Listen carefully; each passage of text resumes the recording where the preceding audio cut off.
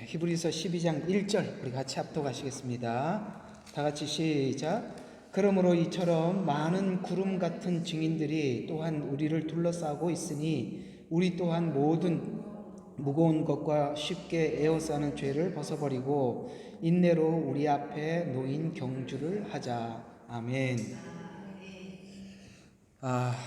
무엇보다 여러분들에게 믿음을 깊게 심어줄 수 있는, 그러니까 믿음 하면은 무엇보다 히브리서, 물론 다른 성경도 있습니다. 그러나 히브리서가 믿음을 설명을 하고 있지 않습니까? 그래서 믿음을 설명을 하고 믿음으로 산 사람들이 11장에 이렇게 살았다라고 말씀을 하는 걸 보면 우리가 믿음을 이해하고 이들은 도대체 왜 어떻게 이렇게 믿음을 가졌을까 이런 우리가 궁금증을 갖게 만드는 내용이 히브리서입니다. 저 역시 히브리서의 도움을 받아서 믿음에 굉장히 큰 도움을 받았던 사람이었기 때문에 여러분들에게 이 히브리서를 나는 좀 믿음이 정말 없는 것 같아, 나는 좀 믿음이 필요해 라고 생각을 하신다면 여러분 아주 학교 다닐 때 공부를 할 때 수건을 머리에다 싸매고 했던 것처럼 히브리서를 한번 깊게 파보십시오. 근데 히브리서를 파면 무조건 모세오경으로 가게 돼 있는데 모세오경이 또 쉽지 않으니까.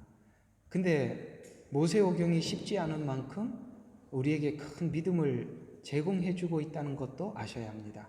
왜 어렵냐면 우리가 신앙의 단계가 있어요. 근데 우리가 신앙이 얕을 때는 그냥 그 수준에 맞는 내용이 들어오는데 깊어지려면 꼭 지나가야 할 성경이 히브리서거든요. 그러니까 이런 차원에서 제가 지금 제사, 절기, 성막 이런 것들은 전부 다 믿음과 관련된 이야기들이니까 이거 하고 나면 아마 여러분들에게도 믿음이 많이 깊어지지 않을까, 또 믿음에 대해서 많은 생각을 하고, 또 일단은 그런 게 있습니다. 여러분들에게 제가 이렇게 개념만 잘 드리기만 해도 앞으로 성경을 읽을 때 여러분들이 보이는 게 굉장히 많아진다는 것입니다. 개인적으로. 그러니까 여러분들이 설교로만 들어서 믿음이 자꾸 깊어지는 그걸 좀 내려놓으셔야 돼요. 그러니까 여러분들이 교회에서 말씀을 듣고 개념을 잡고 여러분 스스로가 성경 속에서 그 말씀들을 붙잡고 확인하고 깊어지고 이러는 작업을 해야 되는데요. 그러기 위해서는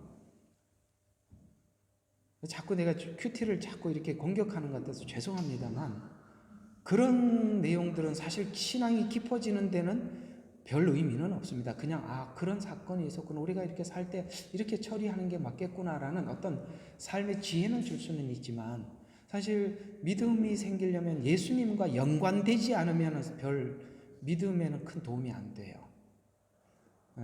그건 여러분들이 알아들어도 좋고 안 알아들어도 좋은데 분명히 그렇습니다. 그렇게 예수님과 연관된 복음을 들을 때 우리가 믿음이 깊어지고, 신약 성경은 실체인 복음이에요. 오신 예수님이니까 실체인 복음이지만은 그 실체인 복음이 구약의 모형과 상징으로 이미 설명을 해두었기 때문에 그 실체인 믿음이 우리에게 진짜 믿음이 되는 거거든요. 그러니까 신약 성경에 있는 실체의 믿음은 뭐가 있냐면은 결과는 알게 되지만 결과는 분명해요. 그런데 과정에 대해서 의심이 생긴단 말이에요. 그러니까 과정에 대해서 의심이 생기니까 그 과정을 이해하려면 모세오경부터 여기 상징과 모형으로 등장된 이런 내용을 이해하고 그 다음에 역사로 들어가야 되거든요. 그게 이제 역사가 이게 오경 끝나면 바로 역사가 들어가잖아요. 그죠? 여호수아서, 사사기 다 전부 다 역사서예요. 사실.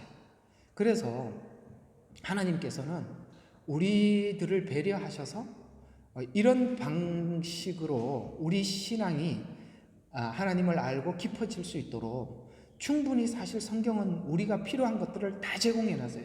욥기 하면서 제가 느낀 게 뭐냐면 이런 것까지 하나님이 다루어서 우리에게 설명했다는 게, 우리가 궁금해한다면 성경은 여러분과 저의 어떤 질문에도 대답할 준비가 돼 있어요. 그걸 찾지를 못해서 그러는데 왜 안 찾아지느냐면 아직 그 내용을 질문을 아직 할 수 있는 단계가 안 되기 때문에 못 하기도 하고 못 찾아서 못 찾기도 하는데, 근데 어떤 사람은 이제 어느 정도가 되면 막 찾아서 들어가시는 분들이 계시거든요. 그건 개념 정리가 된 사람만이 찾을 수가 있는 겁니다. 그렇게 개념이 중요한 거예요. 저도 사실은 여러분들에게 설교를 이렇게 딱딱 이렇게 규칙적으로 하는 게 아니라 제가 설교하는 방식들은 전부 다 개념 정리입니다. 거의 주일날 설교도 개념이고 다 개념입니다. 개념만 딱 정해지면요, 이런 거 있죠. 나는 누구에 대해서, 난 저 사람에 대해서 정말 많이 알아. 그러면 이 사람이 손을 오른손 이렇게만 움직여도 무슨 뜻인지 알아듣는단 말이에요. 개념이에요. 이해가 가죠? 저분이 어떤 분인 줄 안다면 약간의 사인만 보내줘도 저분은 지금 이 상황에서 이렇게 사인을 보내는 것은 이런 내용을 전달하기 위함이구나 라고 우리가 예수님에 대해서, 하나님에 대해서 알고만 있어도, 그분이 어떤 분인지만 알고만 있어도 이 성경에 얘기하는 이 얘기들을 알아들을 수가 있다 이 말입니다. 근데 참 이런 게 있잖아요. 옹알이를 하는 애들이 뭔 말을 하는데 딴 사람은 못 알아들었는데 딱 알아듣는 사람이 둘이 있대네요. 하나는 엄마, 그 다음에 할머니랍니다. 이게 아버지하고 할아버지는 아닌 것 같아요. 제가 누구 얘기하는 걸 들었는데 할머니하고 엄마는요 금방 알아듣는답니다. 여러분 공감하시죠? 왜요?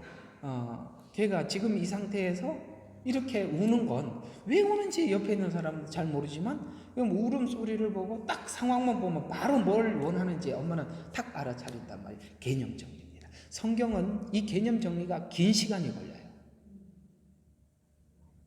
너무 힘들어요. 그리고 제가 그 개념 정리를 해드리려고 이렇게 강의를 축을 해야 되는 겁니다. 애를 써서 하는 겁니다. 여러분 어느 시점이 되면 확 드러나요. 보여져요. 이상하게 이제 전에 안 보였던 내용이 확 눈에 들어오는 것은 개념 정리가 됐기 때문인 거예요. 저도 진짜 오랜 시간 개념 잡느라고 굉장히 고생했어요. 그런데 이 개념이 그렇게 중요하다는 거예요. 근데 오늘은 읽었던 이 본문을 왜 선택을 했는지부터 말씀을 드리고 한번 이야기를 해보려고 해요. 자, 여러분 저번 주에 제가 히브리서 1장 1절에서 3절 말씀드렸죠. 그게 뭐죠? 하나님께서 여러 모양으로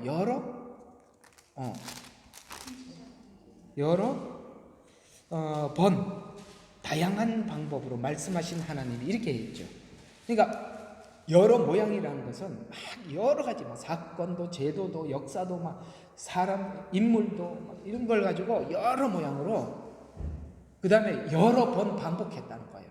왜냐하면은 어떤 사람들은 상징으로 딱 설명을 하면 알아듣는 사람이 있고, 어떤 사람은 인물로 얘기를 하면 알아듣는 사람이 있고, 어떤 사람은 제도를 가지고 딱 설명을 하면, 그게 사람들마다 알아듣는 법이 조금씩 달라요. 그리고 국가들마다 그 어떤 내용을 이해하는 방식에 있어서 국가들마다 교육 방식이 다르기 때문에 어떤 사람에게는 이게 이런 식으로 설명하는 게 도움이 되지만 어떤 사람에게는 저런 방식으로 설명하는 게 도움이 되는 사람도 있기 때문에 그러는 거거든요. 그런 것처럼 하나님께서는 우리에게 여러 가지 여러 방법을 통해서 말씀하신 하나님이라고 했다면 마지막에는 아들에게 말씀하셨다라고 이야기를 하지만 히브리서는 신약 성도들이 믿음을 지키려고 하는데 이들은 지금 히브리인들이거든요. 히브리인들이니까 이들은 구약을 알고 있죠. 근데 구약에서는 예수님을 보지 못했잖아요. 오실 예수님을 증거했잖아요. 오실 예수님을 증거했고 그 오실 예수님에 대한 믿음을 가진 사람들도 어떻게 살았다고요? 히브리서 11장처럼 살았다는 거예요. 놀랍죠? 굉장히 놀라운 이야기입니다. 보지도 못했어요. 실체를 보지도 못했는데 약속만 믿고도 어떻게 살았어요? 이게 보면 32절부터 33절부터 이렇게 나옵니다. 이제 32절은 그 사람들의 이름을 쭉 나열하다가 자, 믿음을 통하여 왕국을 정복하고 의를 이루고 약속을 받기도 하고 사자 입을 막고 불의 세력을 소멸하고 그 다음에 칼날을 피하기도 하고 연약함 중에 강하게도 되고 전쟁에 용맹스럽고 외적들을 패하고 여자들은 죽은 자들이 다시 살려주고 그러면서 고문을 당하면서도 면하리 하지 않고 정말 기가 막히는 삶을 시련, 감옥, 토백하는 것 이런 거 하면서도 그들은 타협하거나 굴복하지 않고 믿음을 지켰다는 거예요. 놀랍게 이 사람들이 이 믿음을 지켰던 시기는 지금 예수님을 본 게 아닌데 약속을 받고도 이렇게 살았다는 거예요. 그러니까 이렇게 생각할 수 있는 것입니다. 약속을 모형이나 상징이나 이렇게 하나님께서 선지자들의 훗날 하나님의 그 선지자들의 입을 통해서 하신 약속으로도 이렇게 살았다면 너희들은 지금 히브리서를 받아본 이 신약 성도들은 너희들 예수님 십자가에 죽은 걸 봤지 않냐? 이들보다 못할 이유가 없지 않냐? 이렇게 설명을 하고 있는 거예요. 그러면서 12장 1절에 보면 그러므로 라는 말은 11장 전체를 망라해서 뭐가 있어요? 많은 구름 같은 증인들이 있으니 여러 모양으로 여러 방법으로 설명하셨고 실제 그렇게 살았던 증인들이 있다. 이렇게 설명을 해나가는 것입니다. 우리가 히브리서를 받아보는 그러니까 구약 성도들보다 못 살 이유가 없죠. 사실은 우리는 더 큰 증거를 가지고 있는 것은 이들은 얼마 전에 예수님을 보고 그렇게 했지만은 우리는 사실 교회가 세워지고 난 이후부터 지금까지 5천만 명, 5,200만 정도 되는 순교자가 개신교에서 나타났어요. 사실은 이 구약 성도들보다 우리는 더 분명한 증거를 신약 성도들의 삶을 통해서 우리는 증언을 가지고 있는 사람들이죠. 그렇다면 우리는 거기 같은 대열에 끼어 있는 사람이고 얼마든지 갈 수 있는데 그러려면 오늘 여기 히브리서는 믿음을 강조하고 있다면 그 믿음은 오신 예수님이 어떤 시작 과정을 거쳐서 오셨는가를 우리가 역으로 추적해서 더 뿌리를 내리자, 더 깊이 믿음을 갖자, 이런 차원에서 제사가 있고 성막이 있고 절기가 있고 모세오경은 이런 방식으로 설명을 했었다. 그래서 그런 차원에서 제가 이 제사를 고찰해 본다 이 말입니다. 자, 그러면 성경 제사에 오늘 이제 좀 본문으로 교재로 들어가서 보십시다. 성경 제사의 의미적인 고찰을 보면 의미, 여러분 의미라는 말은 원어로 보면은 다마르라는 뜻이에요. 그냥 그런 말이 있다 외울 필요는 없지만 이 말은 의미라는 말은 그러니까 말씀이라는 말이에요. 무슨 말이냐? 의미는 곧 말이다. 의미는 곧 말씀이다. 이런 말이에요. 그런가요?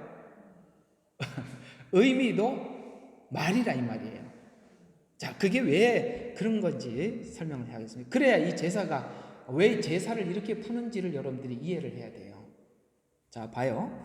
이 뜻은 말에는 내용과 메시지가 담겨 있기 때문인데 여기서 2차적인 의미라는 뜻을 가지고 갔는데 특별히 하나님의 말씀 자체가 인간에게 있어서 의미 있는 사건이므로 구약에서는 히브리인들은 하나님께서 이르신 말씀을 구체적인 또한 말은 사람의 사고와 의지를 표현하는 것으로 말은 곧 사람의 인격을 대변한다. 그러므로 말은 곧 의미와 일치한다. 말은 곧 의미다. 또 말은 의미고 의미도 말이다. 그러니까 이 꼴이라는 거예요.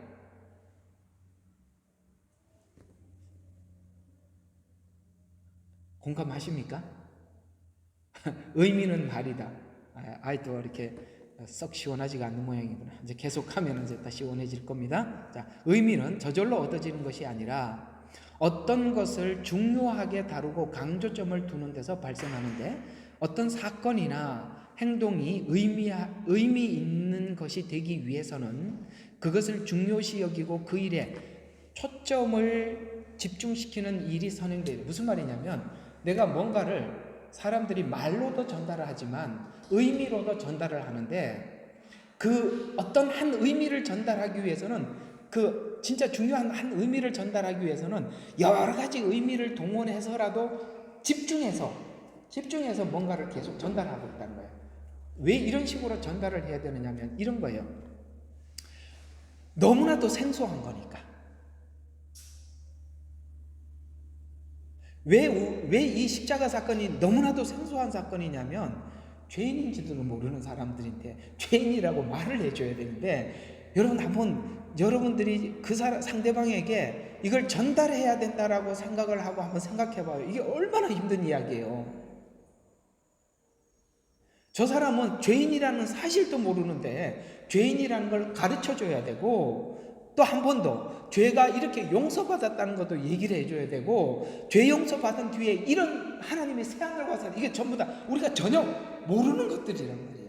그러니까 이걸 설명을 하려니까 말로 안 돼. 왜냐하면 말에는 한계가 있어.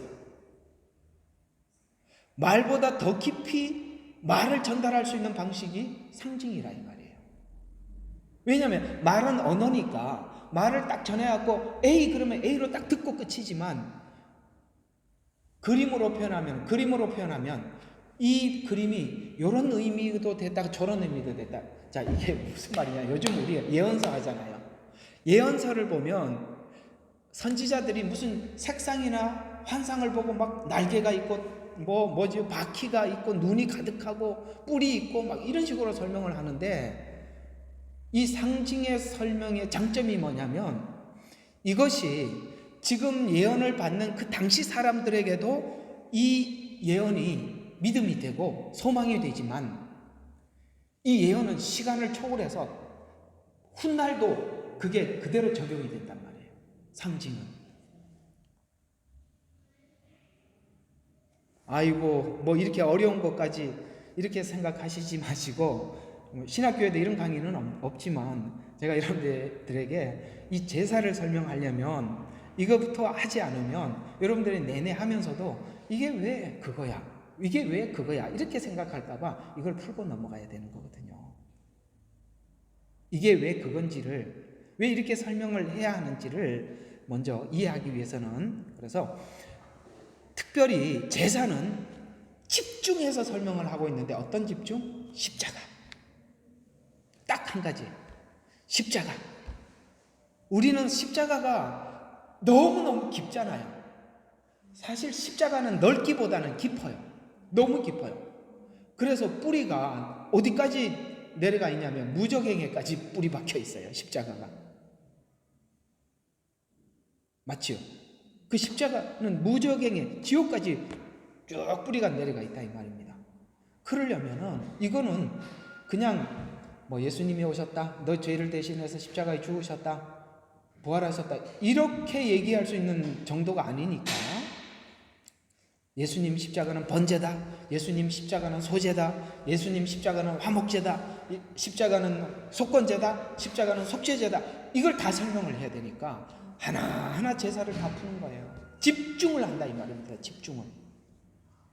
그러므로 우리는 제사 행위를 구약 사건으로만 그냥 하나의 종교 의식으로 묻어둔다면, 하나님께서 우리 모두에게 요구하시는 하나님 말씀을 역사 속에 묻어버리는 격이 될 것입니다. 그러나 조심해야 돼. 상징이 잘못 갈 수도 있어요. 이게 문제가 뭐냐면, 참 제가 제일 밑에다 적어놨는데, 상징으로 왜 하나님이 설명하시냐면, 아는 사람들에게는 더 깊게 들어가게 만들어 주시지만, 모르는 사람들은 엉뚱하게 풀 수밖에 없도록 하나님이 꼬여놨다 이 말이에요. 신기한 일이에요. 그죠? 그러니까 개방된 비밀이에요. 개방된 비밀이에요. 다 볼 수 있어. 성경은 누구나 펼쳐서 볼 수 있어. 그러나 하나님을 아는 사람만 제대로 갈 수 있는 거고, 딴 사람들은 전부 다 엉뚱하게 가는 거예요. 그래서 내가 오늘 아들이 안 들어왔구나. 아들이 한번, 아빠, 이 사람들은 예수는 안 믿는 사람들인데 척척 박사고 모르는 게 없는데 성경도 푸는데 아빠 한번 들어봐요. 너무 재밌으니까. 그래서 하도 추천을 해서 내가 한번 들었거든요. 내가 이제 하도 오래돼서 누군지 이제 기억은 못 하겠습니다. 근데 그들이 말하는 출애굽기가 너무 재밌었어. 이게 예수님을 모르니까 출애굽기를 기가 막히게 푸는 거예요. 그게 뭐냐면 자유인이 아닌 사람들, 애굽에 묶여 있는 사람들이 자유인이 되기 위해서 나온 것이 광야라는 거야. 그래서 인간은 누군가의 제도 속에 묶여 살아서는 애굽에서 그렇게 사는 것이고, 인간은 거기를 탈출해야 자기 자유를 얻는다. 그래서 자기가 생각할 때는 이 애굽에서 나온 사건은 우리는 구원이라고 이해하잖아요. 이 사람들은 그냥 자유라고 이해하는 거예요. 자유라는 건 내 마음대로 사는 자유. 어때요? 이게 지금 상징적이죠. 상징이면서 모형이 애굽에서 나와서 가나안 땅에 들어가는 구원을 설명하는 거거든요. 근데 하나님을 모르니까 이렇게 풀더라 이 말이에요. 그러니까 무슨 이야기인지 아시겠죠? 개방되어 있어요. 누구나 볼 수 있어요. 그러나 누구도 마음대로 해석할 수 있어요. 그러나 하나님을 아는 사람만이 하나님이 말한 말을 들을 수 있어요. 요게 상징이에요. 그러니 참 이걸 풀면 우리 신앙이 깊어질 수밖에 없어요. 그리고 더 깊게 들어갈 수 있어요. 그래서 베드로후서 3장 16절에 보면 사람들이 억지로 성경을 잘못 풀다가 스스로 멸망해 간다라고 말씀하고 있죠. 그들이 그렇게 설명을 이해를 하고 있으면 스스로 멸망해 가는 거잖아요. 그 사람들처럼 그렇게 풀면. 그렇죠? 그러나 이런 것들을 우리가 하나님께서 바르게 열어주신 게 얼마나 감사한 일입니까? 그래서 우리는 제사의 의미를 정확하고 깊고 넓게 쉽게 찾기 위해서 상징적 의미와 모형적 의미, 예언적 의미에 대해서 우리가 공부할 필요가 있습니다. 그러면 상징이나 모형으로 하나님께서 우리에게 설명할 수밖에 없는 이유는 이런 겁니다. 실상인 예수님이 오셨을 때 우리가 그걸 구분해내는 능력을 갖기 위해서입니다. 여러분, 예수님 오셨을 때 그건 아마 잘 모를걸요. 예수님 오셨을 때 예수라는 이름을 가진 사람이 이스라엘에 40명이 있었습니다. 놀랬죠? 하나님께서 예수님 출생할 때 이름을 예수라 하라 라고 하나님 이름을 지어줬어요. 근데 이미 이스라엘에는 예수가 40명이 있었어요. 처음 듣는 이야기죠. 근데 그러면 왜 우리는 그 나사렛 예수님이 예수님이라는 거 알죠? 이미 구약에서 얘기했었잖아요. 그분이 오시면 이런 일이 있을 것이다. 그걸 얘기를 했기 때문에 예수님을 알 수 있는 거예요. 성령이 오면 이런 일이 일어날 것이다 라고 했기 때문에 성령님이 저게 악령이 아니고 성령이라는 걸 구분하는 겁니다. 재림 때도 예수님이 이렇게 오실 것이다 라고 하셨기 때문에 우리는 가짜를 분별하는 거예요. 내가 이 메시아다 라는 이 거짓말쟁이를 우리가 금방 찾아내는 거예요. 하나님은 우리로 하여금 하나님을 믿는 사람들에게 그걸 구분할 수 있는 실력을 갖추라고 미리 이런 식으로 설명을 해 주신 거예요. 그러니 그 현 실체가 오기 전에 이 내용을 우리가 아는 건 너무 중요하죠. 왜? 오면 알아야 되니까. 그래서 미래에 있을 실상에 대해 받는 자가 지식이 전무하기 때문에 실상을 확인하기 전에 점진적으로 여러 번 다양한 방식으로 밝히기 위해서는 첫 번째로 여는 방법은 상징적인 방법을 동원할 수밖에 없어요. 예를 들어서 이런 거죠. 그림을 그려서 설명을 해주는 게 제일 빠르잖아요. 그 사건은 뒤에 오는 거니까. 앞으로, 그러니까 우리가 집을 짓기 전에 뭘 합니까?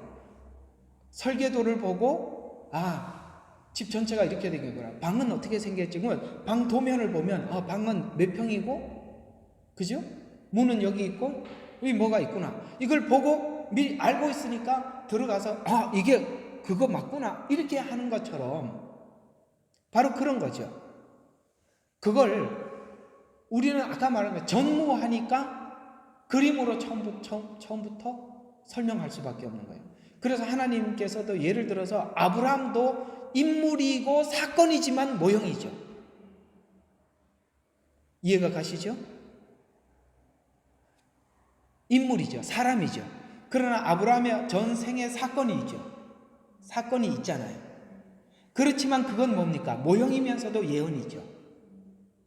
그래서 우리가 믿음의 길을 가는 사람들은 전부 다 아브라함을 부르시는 방식으로, 아브라함에게 믿음을 줬던 방식으로, 결국에는 믿음의 표현의 절정은 여기까지, 하나님 목적, 이걸 전체를 딱 그림을 그려줘서 우리 모두 아브라함이 한 사람이 가는 길이 아니라 믿음을 갖는 사람들이 모두 다 가는 길 하고 하나님이 하나의 샘플을 딱 모델을 세우는 거죠. 그러면 성화의 모델은 누구죠? 야곱이죠. 야곱은 믿음의 모형이 아닙니다. 그는 성화의 모형입니다.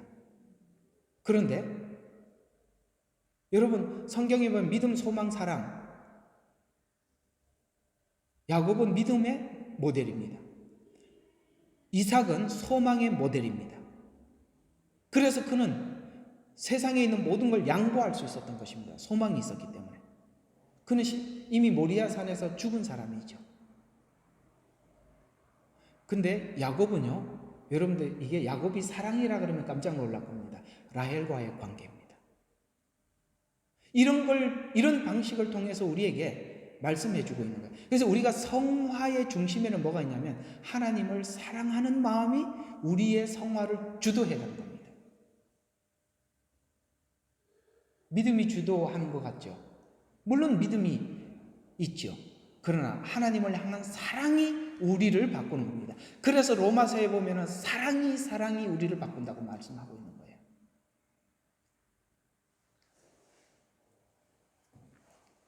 자, 계속 한번 보겠습니다. 그래서 처음에는 상징과 모형으로 설명할 수밖에, 그림과 도면을 보여줄 수밖에 없겠죠. 그래서 점진적으로 계시되면서 이게 처음에 보였던 상징과 모형이 점점 실제화되어 가는 과정이 인물 역사입니다. 그거는 실제 사건이 일어나는 거잖아요.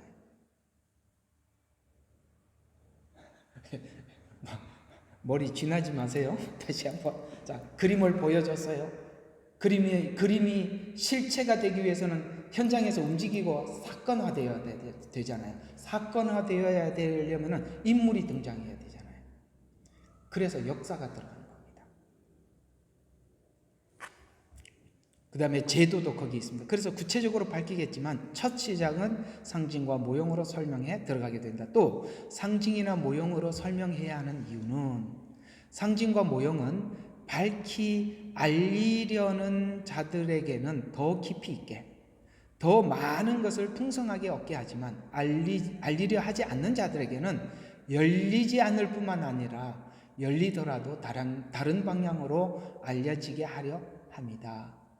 또 상징과 모형으로 시작했다가 실체를 확인하고 다시 상징으로 돌아온다. 무슨 말이냐? 이게 이제 이렇게 좀 표현하면 좋겠습니다. 신약 성도들은 실체를 보고 모형으로 돌아갑니다. 우리는 그렇죠. 예수님, 그러니까 신약 성경에 오신 예수님을 보고 아, 그분이구나 하고 다시 구약에서 시작과 과정을 찾으러 가죠. 이게 이방 성도들의 특징입니다. 그래서 우리는 처음에 신약에서 빙빙 돌다가 히브리서가 문이에요. 저는 그렇게 생각해요. 제가 이해하고 있는 성경이 그래요. 신약 성경에서 사복음서에서 예수님을 만나. 그 사복음서에서 만난 예수님이 실제적으로 성령님이 오셔서 교회를 세운 사도행전을 통해서 역사라는 걸 보게 돼. 그러면 그 다음 배치된 게 뭡니까? 로마서죠. 그게 교리적으로 쫙 이어지죠. 그래서 우리가 예수님을 알고 그 각 교회에게 보내는 편지, 서신들, 우리 각자의 어떤 개개인의 신앙상에 교정해야 될 문제들, 그걸 이제 교정하기 위해서 보낸 게 각 교회에 보낸 서신이거든요. 그런데 그걸 신약 성경에서 빙빙 돌다 보면, 그냥 제 경험이 그러니까 아마 여러분들도 비슷할 거예요. 빙빙 돌다 보면 야, 이 시작을 좀 알고 싶다. 그러면은 그게 딱 문을 여는 게 히브리서예요. 그러니까 히브리서는 구약으로 쑥 들어가는 문이거든요. 이걸 열면 무조건 오경으로 넘어가는 거예요. 오경으로 넘어가면 창출 내민 신으로 가는데, 오경을 하면 자연스럽게 그 다음에 요수아하고 사사기가 연결이 이렇게 쭉 되게 돼 있어요. 그래서 역사를 쭉 보다 보면 어떤 게 궁금해지냐면 예언서가 궁금해지는 거예요. 시가서는 성격이 조금 달라요. 시가서는 우리 속에 있는 영적 전쟁을 다루는 부분이니까, 그러니까 바깥에 드러난 사실을 증거하는 것들은 역사서들이고, 이 역사 속에 여러분들이 하나님과 함께하는 긴 역사, 우리가 예수님을 믿고 난 이후에 출발하는 역사 속에 우리 안에 일어나고 있는 전쟁을 시가서가 얘기해 주는 거예요. 실제 바깥으로는 환경적으로는 역사 같은 현실이지만 내 안에는 싸움이 있잖아요. 그래서 내 안에 있는 싸움이 뭘까? 라고 묻는다면 시가서가 대답을 해주고 있는 겁니다. 그런데 구약 성도들과 신약 성도들이, 그러니까 유대인들과 이방인들이 접근하는 방식이, 이방인들은 신약을 통해서 구약을 찾게 되고 이미 알고 있는 구약을 통해서 그들은 신약을 보게 되는데, 저는 신약 성도들인 이방인들에게 사단이 장난질을 해놓은 것이 로마서 9장부터 11장을 장난질 해놨어요. 그래서 유대인이 딱 이렇게 막혀버린 거예요. 그래서 구약으로 넘어가지를 못해요. 또 유대인들에게 이 사단이 장난질을 해놓은 것은 이사야 53장 맞나요? 맞아요. 저기 뭐죠? 예? 흠모할 것이 없는, 볼품없는 예수님. 그들은 지금 위대한 정말 승리자 예수님을 기다리고 있는데 오신 예수님은 아무 무능력해 보이잖아요. 그래서 그런 말이 있어요. 유대인은 이사야 53장이 눈이 가려져 있고 이방인들은 로마서 9장부터 11장이 가려져 있다. 그래서 그들은 신약 예수를 못 보게 되고 우리는 구약 이스라엘을 못 본다. 이런 말이 있는데 누가 아주 명언을 만드는 것 같아요. 맞아요. 저도 그렇게 생각합니다. 그게 열려야, 만약에 유대인들이 예수님이 열리고 나면 우리처럼 완전히 이렇게 되고도 남을 거예요. 그죠? 근데 그게 딱 닫히니까 아무것도 못하죠. 우리도 꼼짝 못하는 게 구약의 이스라엘이 닫혀있기 때문에 이 깊은 복음을 듣지를 못하는 거예요. 예, 이런 약점들이 있다. 더 깊이 있게, 더 분명하게 믿음을 가지게 하기 위해서 우리는 이 상징과 모형으로 설명한 복음을 들어야 하고, 실체와 모형이 확인되면 그 다음에 우리가 이해해야 될 부분이 뭐냐면 예언, 그러니까 실체와 모형이 확인되면 예언과 성취를 이해하게 된다. 무슨 말이냐면, 처음에는 아까 그림으로 설명하고 그 다음에 모형으로 설명하고 사건으로 설명을 하고, 근데 성취가 됐잖아요. 그런 내용들이 성취가 됐잖아요. 그러니까 구약에는 대부분의 내용이 어디요? 초림과 재림으로 예언이 되어 있는데, 그래서 초림이 성취가 됐잖아요. 그러면 우리가 이런 예언과 성취를 충분히 확인을 하면 우리에게 자연스럽게 얻어지는 믿음이 뭐냐면, 하신 미래의 예언에 대한 믿음이 선명해지는 거예요. 앞으로 예수님이 오신다는 부분에 대해서 우리는 1도 의심하지 않는 것은 과거에 예언한 것이 100% 성취됐다는 걸 우리가 믿기 때문에, 그 앞으로 일들은, 그러면 구약과 신약 속에 있는 이 예언과 성취로 본다면, 그러면 앞으로 딱 한 가지 남았죠. 예수님 오시는 거. 7년 한일해가 남았다 이 말이에요.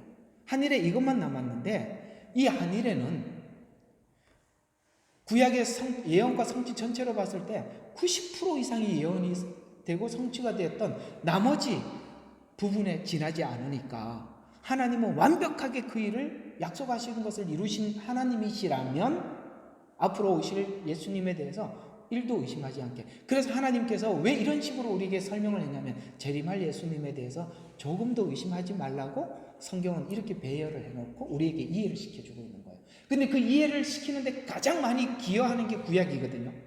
우리가 구약에 못 넘어가니까. 그래서 문제가 되는 거예요.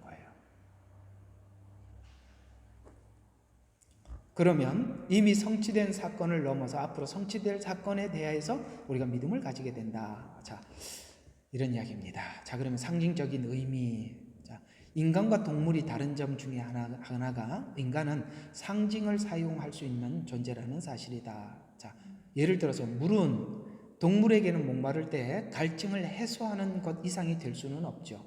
그런데 인간에게는 물은 그 이상의 의미를 부여하게 되는데, 즉 동물과 달리 상징 행위를 알 수 있는 존재가 바로 인간인데, 예를 들어서 성수는 보통 물이죠. 그러나 성수는 보통 물이 아니기도 하죠. 하나님 구별해 놓으면 성수가 되고 그냥 저 바깥에 있으면 그냥 마시는 물에 불과한 거예요. 그러나 성경은 물에 대해서 많은 의미를 집어넣고 우리에게 설명을 하고 있다는 거죠. 그래서 그런 차원에서 인간은 물은 단순한 물이 아니라 어떤 의미로 상징성이 부여되는데, 예를 들어서 이 물에 대한 상징성은 여러 군데서 등장하는데, 노아 때 물은 심판의 도구가 되면서도 구원받을 자들에게는 구원을 설명하는 데 사용했죠. 맞나요? 그러니까 물이 쏟아졌어요. 방주 밖에 있으면 심판자가 되는 거고, 그 물 때문에 방주 안에 있으면 구원이죠. 이해가 가죠? 물이지만 이 물을 가지고 하나님은 우리에게 뭘 설명하냐? 방주 안에 들어와라. 이렇게 우리에게 상징으로 설명해 주고 있는 거잖아요. 그럼 방주 안에 들어오는 게 지금 우리에게는 예수님 안으로 들어와라 라는 말과 같다 이 말이에요. 그래서 물이라는 노아 시대 때 내린 물을 통해서도 우리에게 구원도 설명하고 심판도 설명하면서 우리에게 앞으로 방향도 제시해 준단 말이에요. 물이라는 것이. 또 홍해의 물을 한번 봅시다. 이스라엘에게는 이 홍해의 물이 구원의 물이죠. 갈라서 지나가게 했잖아요. 그러나 애굽인에게는 심판의 물이 되었죠.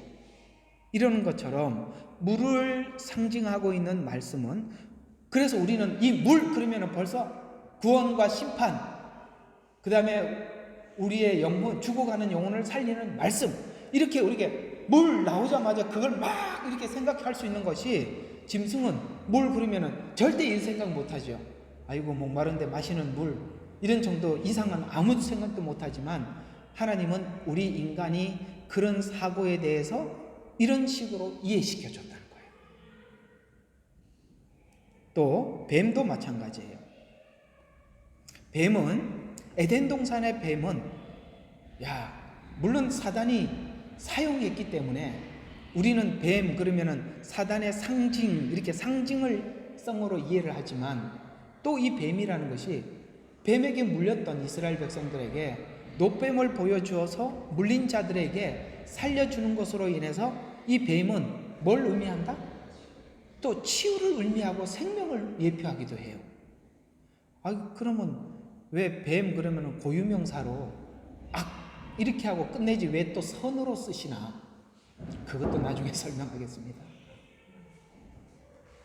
여기서 우리가 한 가지 생각해야 될 것은 상징에는 양면성을 가지고 있다는 거예요. 이게 바로 양면성이에요. 자, 공식적으로 고정된 뱀 그러면 사단 이렇게 고정시키는 게 아니라 상황에 따라서 그가 가지고 있는 특징을 사용해서 우리에게 상징적으로 말을 해주기 위해서. 또 뱀은 지혜의 상징으로도 쓴다 이 말이에요. 그렇죠. 뱀처럼 지혜로워라 이렇게 얘기를 하거든요. 이해가 가죠. 그러니까 뱀이 가지고 있는 특성이 어떨 때는 사단을 설명할 때는 뭡니까? 간교로. 왜 간교하냐면 이런 거예요. 사단이 아니에요. 뱀은 먹이가 있어요. 내가 저하고 딱 해서 견주어서 질 것 같으면요, 소리 없이 싹 도망가요. 멀리서. 근데 딱 해갖고 이길 것 같잖아요? 덤벼요. 그래서 지혜의 상징이에요. 또 그걸 또 악으로 쓰면 간교라고 쓰는 거죠. 이쪽에 쓰면 지혜가 되고 저쪽에 쓰면 간교가 되고. 알아들으시겠죠? 양면성을 쓴다는 거예요. 그러니까 여러분 고정화시키지 말라는 거예요. 양면성. 또 나무나 돌도 마찬가지예요. 자, 단순한 나무나 돌이 아니라 돌은 또 성경에 보면 예수님을 상징하기도 해요. 거기에 많이 쓰지요. 모퉁이 돌이라는 단어, 반석이라는 말, 그 다음에 이 모든 왕국, 느부갓네살 왕국이 세운 세상에 그 모든 것이 무너지는 뜨인 돌, 자연석. 그 다음에 또 구약에 보면은 하나님 앞에 예배를 드릴 때 다듬지 않은 돌로 와라 라는 말은 다듬지 않는 돌을 다듬지 않는 돌로 제단을 쌓아라. 이 말은 무슨 말이죠? 외식하지 마라, 가식하지 마라, 있는 그대로 나와라. 이런 뜻에서 돌 이렇게 말을 하지만 우리는 거기다 상징성을 부여해서 우리에게 말씀해주고 있다는 것이죠. 오늘은 이 상징성 굉장히 중요한. 그래야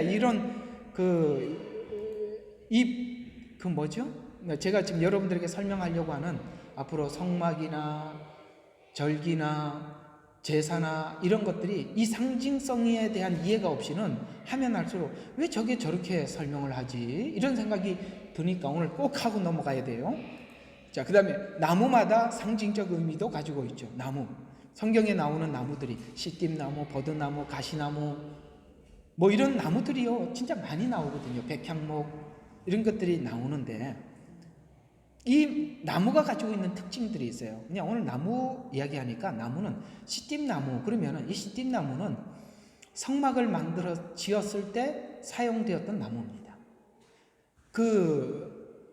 그러니까 광야에서 나는 키가 작은 나무들이거든요.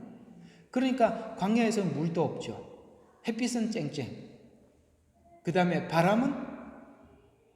바람도 사막이니까. 그러니까 나무가요 아주 자기가 자기를 지키기 위해서 그냥 옹이가 그냥 엄청나게 많아요. 이렇게 막 올라가고 꼬이고 올라가서 꼬이고 막 이렇게 돼 있어요. 키도 얼마 안 커요. 거기서 그냥 살아남으려고 얼마나 애를 썼는지. 그걸 가지고 와서 성막을 지을 때 반듯하게 만들어서 금을 입혀서 탁 하나님의 성전에 쓰거든요. 시띠나무. 그래서 시띠나무는 뭐죠? 어떤 상징성을 가지고 있는데 바로 우리들을 이야기하고 있는 거예요. 그 문제 많고 꼬여있고 이런 것들을 주님께서 십자가에서 이렇게 만들어서 겉을 금으로 싹 씌워놨으니까 겉은 금이요 속은 시띠나무라 이제 이런 이야기죠. 알아들으셨죠? 우리가 예수님의 보혈로 칠해놓으니까 안 보이는 거지 실제는 문제가 많은 시띠나무다. 이런 버드나무도 성경에 나와요. 이게 나무 중에 이제 어차피 나왔으니까 버드나무는요 이게 가지가 쭉 늘어져 있죠.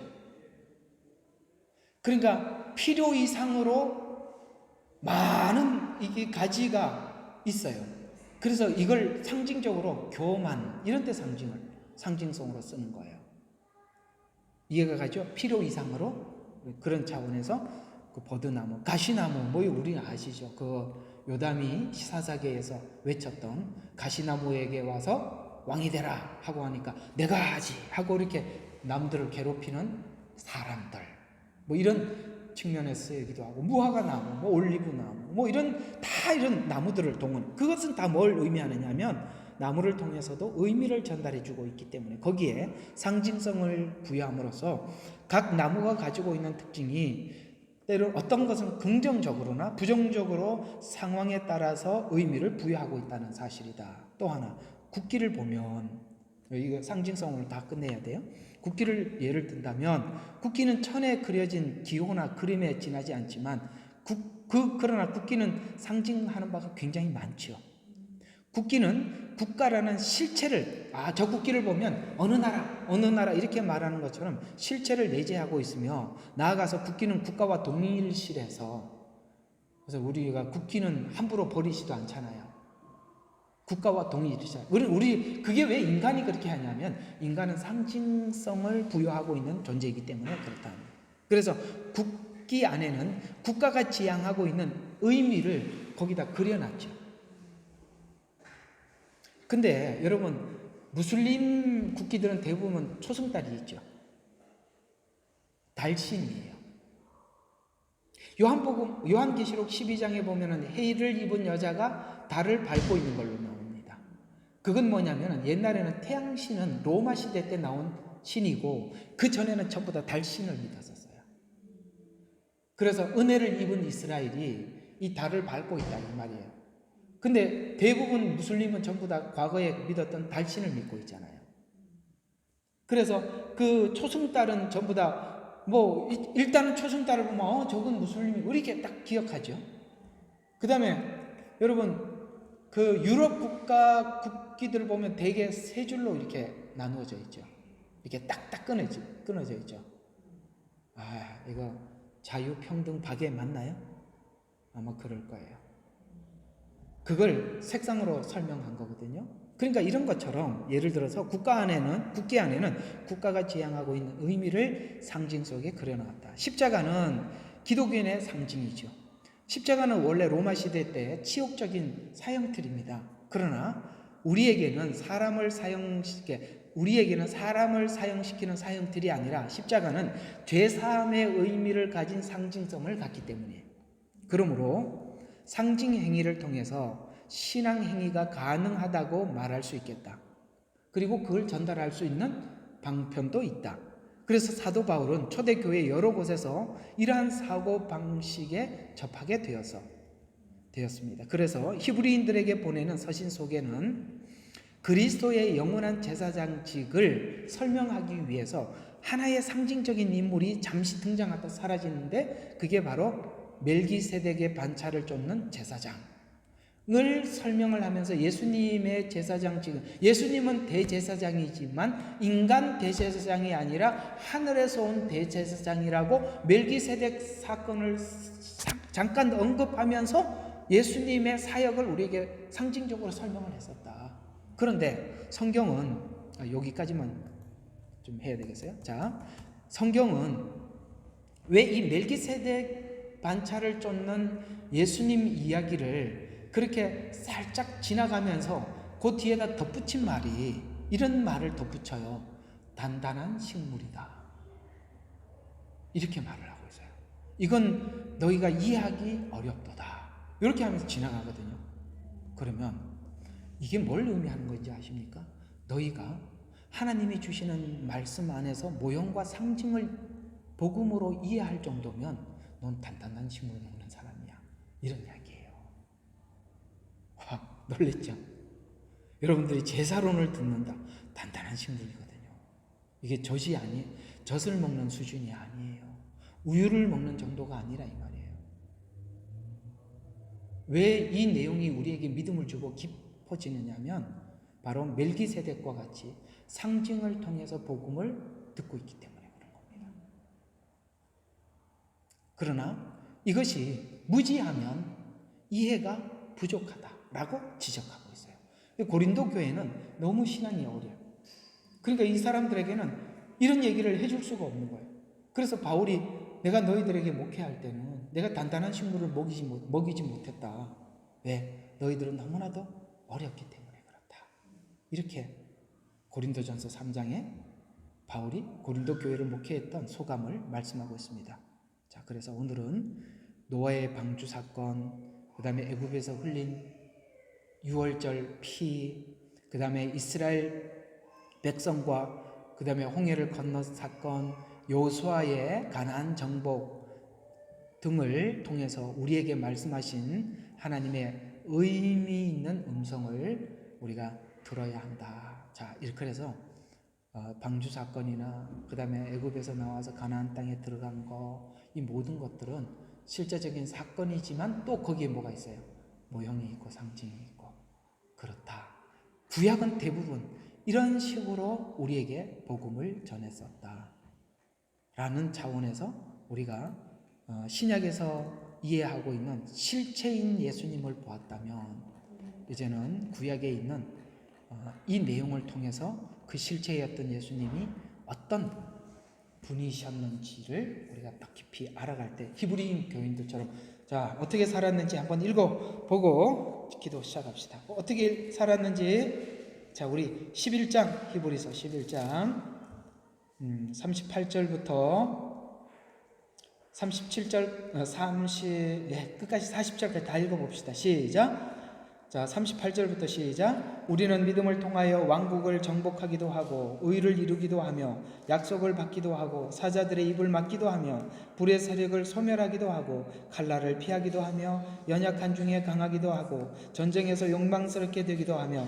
외적을 폐주시키기도 하며 여자들은 그들의 죽은 자들을 다시 살려 받기도 하고 어떤 사람은 고문을 당하면서 굳이 면하려 하지 않았으니 이는 그들이 더 좋은 부활을 얻고자 함이라. 또 어떤 사람은 잔혹한 조롱과 채찍질의 시련을 받았고 더욱이 결박당하고 감옥에 갇혔으며 돌로 맞고 톱으로 켜지고 시험을 당하고 칼로 살해되었으며 양의 가죽과 염소의 가죽을 쓴 채 유리하여 궁핍과 고난과 학대를 당하였느니라. 세상은 그들을 살만한 대가 못 되었으므로 그들은 광야와 산속과 동굴과 토굴에 유리하였느니라. 이 사람들이 모두 믿음을 통하여 좋은 평판을 얻었으나 그 약속을 받지 못하였으니 하나님께서는 우리를 위하여 더 좋은 것을 예비하사 우리가 아니고서는 그들이 온전케 되지 못하게 하셨느니라. 아멘.